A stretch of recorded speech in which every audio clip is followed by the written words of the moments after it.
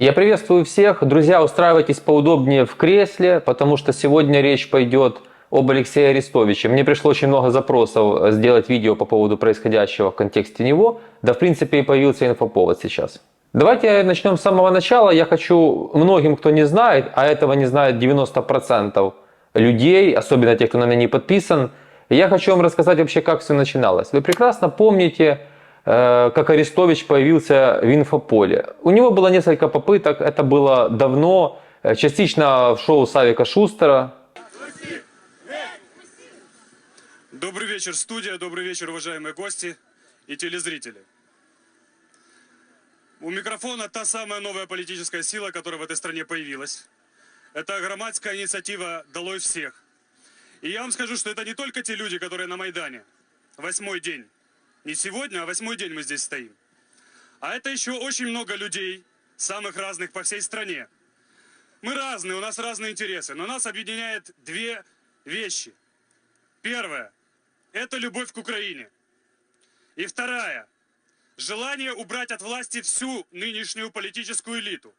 Лозунг «Долой всех» означает наше требование люстрации всех тех, кто занимал высшие государственные должности последние 10 лет в этой стране. Потому что это раковая опухоль на теле Украины. И только таким способом мы можем провести в этой стране какие-то реформы. Я вам скажу, что все мы, и вы, и мы, совершенно неправильно оцениваем обстановку в стране. Мы говорим о серьезных проблемах. А в стране у нас катастрофа. Вот здесь, на Майдане, сейчас, произошло несколько столкновений во время прямого эфира между представителями разных политических сил. Социальный взрыв в стране неизбежен. Мы прошли точку невозврата. И только закон о люстрации, только добровольное принятие вами закона, чтобы все, кто занимал высшие государственные должности в секретариате, президент, Кабмин, Верховная Рада, все вы добровольно ушли в отставку. Может быть, вы хорошие люди, среди вас есть множество профессионалов, но... Потом он на какое-то время прописался в эфирах у Геннадия Балашова. Революция была 2014 года. Короче говоря, он искал малейшую возможность получить аудиторию. Он шел к этому всю жизнь. По поводу Дугина и всех этих историй с русского мира мы поговорим немножко позже. Я сейчас хочу рассказать, как этот человек получил аудиторию. Вот вы сейчас видите мой канал, на нем 139, практически 140 тысяч подписчиков. Кстати, кто еще не подписан, обязательно подпишитесь, поставьте колокольчик и лайк, вы точно не пожалеете, потому что я не Арестович. А у Арестовича до того, как его пустили в телемарафон, было 147 тысяч подписчиков. Считайте, что столько же, сколько и у меня. Но разница в том, что я этим занимаюсь 1,5 года, это даже хобби не назвать, это просто физическая потребность, душевный порыв, потому что в стране происходит бедлам, мы уже дожили до войны. Помимо агрессии Путина у нас есть куча своих внутренних проблем, и это важно. Иногда они не менее опасны, чем Путин. Так вот, я делаю свой канал, я на стримах несколько раз говорил, на коленке, и это все абсолютно не так, как у Арестовича. Арестович шел всю жизнь к своему количеству подписчиков, к своей аудитории, там, продавал свои курсы и продает. И только после телемарафона его показатель взлетел до 1,7 миллиона подписчиков, как сейчас. Представьте, было 147 тысяч, за 3-4 месяца на телемарафоне 1,7 миллиона. Сейчас счетчик практически у него остановился. Что такое телемарафон в начале войны? Вся страна была прикована к экранам, Арестович успокаивал. И я хочу сказать, что нужен был человек, который успокаивал бы людей, безусловно. Но сделав ставку на Арестовича, это была громадная ошибка. К каким людям относится Арестович? Таким людям, которые любую ситуацию выжмут только в своих собственных целях. Его абсолютно не интересует Украина, его не интересует ничего, особенно его не интересуете вы. Его интересует только он, его личные задачи, его личный успех. Если бы он мог на сторону России, и там бы он спокойно вещал. То есть он любую ситуацию, о чем я сейчас расскажу, использовал только исключительно для себя.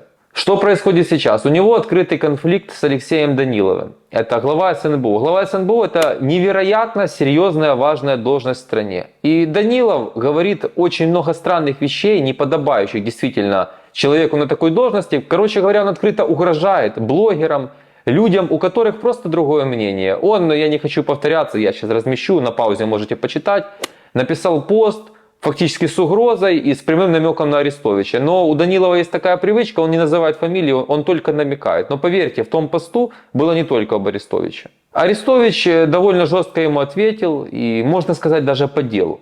Но задайте себе вопрос, а мог бы сейчас такое себе позволить не Арестович, а какой-то другой человек? Если бы я так ответил Данилову, находясь в Украине, у меня были бы громадные проблемы, и у любого тоже. Но и суть сейчас не в этом, не в Данилове, а в том, что Арестович сейчас говорит довольно много правильных вещей.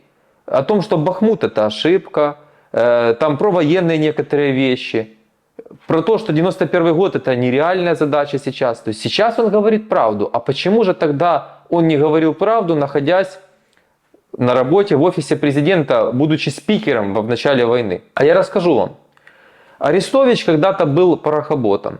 И когда был тренд Порошенко, он был порохоботом, он поддерживал Порошенко. В какой-то момент стало понятно, что Порошенко это падающий тренд. Сделано было огромное количество ошибок, катастрофических. Арестович понял, что нужно менять вектор и присоединился к поддержке Зеленского. Был тренд Зеленского на пике, когда невероятная была поддержка. Вся страна была за Зеленского фактически. Арестович тут как тут. Перед войной еще рейтинг Зеленского стремительно шел вниз. Арестович ушел и оттуда. Все, там меня, он говорил, не слышат, не понимают. Все идет не так, все делают не так, ушел. Война вновь Зеленского на гребне волны, он опять вышел на громадный рейтинг, который сейчас падает, но мы говорим о пике войны, о начале войны, можно сказать. Арестович тут как тут. Потом была эта странная история, почему Арестович вынужден был уволиться, не по своему желанию, хотя заявление по собственному желанию. Помните история с ПВО, с ракетой в Днепре? Сначала он говорил, я был уставшим, потом он говорил, что это ПВО сбило, поэтому там... Короче, он уволился, был скандал. На самом деле, тот момент тоже уже был началом конца Зеленского. Давайте так, не то что Зеленского, а всей этой власти. И Зеленский сейчас падающий тренд. Поэтому Арестович в этот момент стал говорить правильные вещи. То есть, я к чему вам веду? Он конформист. Он всегда видит ситуацию, с которой он выжмет максимальную пользу для себя. Его страна, и тем более люди, и тем более какие-то длинные задачи совершенно не интересуют. Это очевидно, я сейчас вам на фактах все это доказал. Многие люди, и не безосновательно, полагают, что Арестович является... по формуле, которую использовал Путин, ручная оппозиция. То есть это человек, который имитирует в общественном поле, в публичном пространстве, в медиа конфликт с офисом президента и, возможно, даже с тем же Даниловым, на самом деле являясь ручной оппозицией и тем человеком, который на себя перетянет какие-то голоса, и все люди, которые как бы хейтят Зеленского, перейдут на сторону Арестовича, который на самом деле играет в сторону того же офиса. Я вам скажу так, я не знаю, правда это или нет, точно могу сказать, есть основания полагать и такое. Считаю ли я так? Скорее нет, чем да. Но я могу сказать вам другое. На самом деле Арестович не такой простой парень и не такая простая у него семья. И самое главное, то, что я вам рассказал про Данилова, и сейчас что хочу сказать. У Арестовича есть какая-то крыша, и он однозначно ставленник и связан, скорее всего, с какими-то спецслужбами. Я не думаю, что это какая-то серьезная роль, скорее всего, это роль полезного идиота, потому что очень часто полезными идиотами становятся те, кто дико, например, хочет власти, и он готов на все в этой жизни, ну, например, как Лешко в свое время. Он готов на все, вот ему надо власть, это цель всего. И таких людей часто используют те, кто повыше. Поэтому здесь нужно очень внимательно и, честно говоря, с интересом будем наблюдать за всем. И первый раз у меня есть отдельное видео, когда Арестович начал говорить правильные вещи. Это было какое-то из последних интервью Гордона, там, где они гуляли по городу. Но суть же не в этом. Я думаю, не секрет ни для кого, и все знают, и все видят, что Арестович нарцисс. И это видео сейчас сделано для того, чтобы задумались те люди, которые собираются за Арестовича голосовать. А такие люди есть, даже среди моей аудитории, и в целом по Украине таких людей немало. Сейчас даже некоторые военные, наверное, тоже неспроста, пишут поддержку, посты в Facebook о том, что друзья, голосуйте, когда будут выборы за Арестовича. Очевидно, что Арестович пойдет на выборы президента. Очевидно, что Арестович попытается продвинуть партию в парламент. Думаю, реально 5% его партия может набрать при хорошем финансировании, а финансировать Арестовича выстроилась уже очередь. Что касается президентских выборов, понятно, президентом он не станет, во второй тур он не выйдет, но если такой человек наберет 5, 7, 8% президентского рейтинга, это очень серьезные цифры, и это представляет собой большую опасность. Понимаете, всерьез или не всерьез рассматривать кого-то из кандидатов решать вам. Но движущей силой должна быть идея, философия, которую проповедует человек. А когда человек на протяжении последних 10 лет 25 раз переобувался, открыто в своем фейсбуке признавался, что да, я вынужден был вас обманывать, и сейчас в очередной раз признался, что работая в офисе президента спикером во время войны, он должен был преуменьшать там какие-то вещи и опять-таки обманывать. Откуда вы знаете, в какой-то данный конкретный момент времени врет Арестович или говорит правду? А вдруг он очередной раз перекрасился?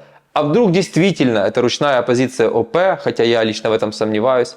А вдруг еще какие-то процессы происходят, о которых мы не знаем? Вы должны понимать, что когда вы отдаете свой голос или даже задумались отдать свой голос за кого-то, кандидата в президенты Украины, это очень серьезно. И если вы хотите дать в руки такому человеку, который ручкался с Дугиным и не знал, куда себя применить и просто искал политику, это проблема. Да, телемарафон творит чудеса. Если бы я сел в телемарафон в то время на 3-4 месяца, у меня сейчас бы было, наверное, 2 миллиона подписчиков, и уже было бы 10% президентского рейтинга с теми идеями, которые я продвигаю. Люди устали. Люди устали, меня поддержит очень большое количество людей, не в том плане даже как кандидатов в президенты, в том плане, что нужно менять, и нужна совсем другая философия, нужна свобода. Экономическая свобода прежде всего, свобода слова, свобода личности. Потому что то, что происходит сейчас, это все совсем другое. Это все как раз очень похоже на Россию.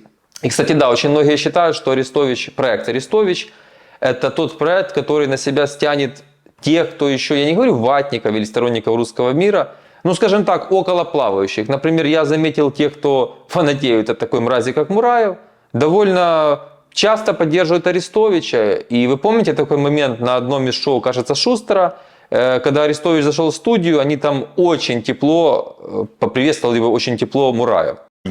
Це питання має бути спочатку проговорено на засідання Кабінету міністрів. Кабінет міністрів має відповідно прийняти рішення. Якщо буде таке рішення, Це питання має бути на засідання Кабінету міністрів.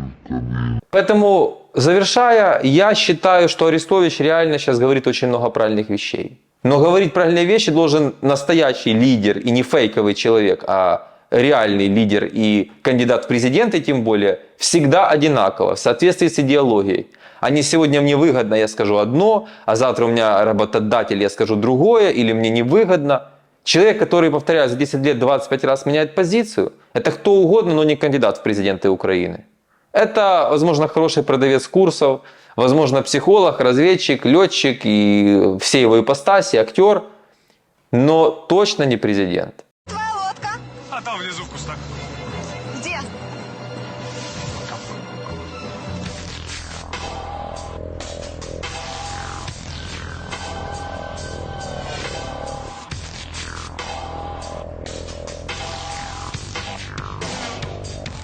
Почему я это говорю? Потому что я не Гордон. Я не могу сначала рассказывать, что человек аферист, а потом через 5 минут, когда... Вот, кстати, вот Гордон – это очень похожий с Арестовичем персонаж. Гордон в свое время прочувствовал падающий тренд Зеленского, начали мочить Зеленского. Если бы не война, то, безусловно, это бы получилось, что, наверное, хорошо. А сейчас ситуация поменялась, Гордон поддерживает Зеленского, но не ровен час придет момент, и, возможно, совсем скоро, когда и Гордон якобы изменит свое мнение. А суть в том, что никакого мнения у таких людей нет. У таких людей есть только один критерий – ситуативная выгода.